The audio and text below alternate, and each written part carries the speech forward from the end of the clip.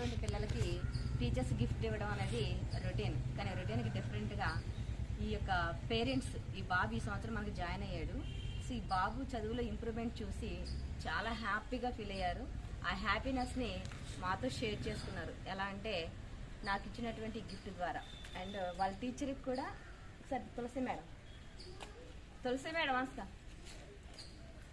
నాకు ఈరోజు చక్కని గిఫ్ట్ అనేది అందించడం జరిగింది. వాళ్ళు ప్రిన్సిపల్కి ఏమో ఇది ఇచ్చారు. ఎందుకంటే వాళ్ళ హ్యాపీనెస్ ఎంత హ్యాపీగా ఫీల్ అవుతున్నారంటే నిజంగా ఎంత ఇంప్రూవ్మెంట్ మేము చూస్తాం అనుకోలేదండి మా బాబులో అని చెప్పేసి అన్నారు.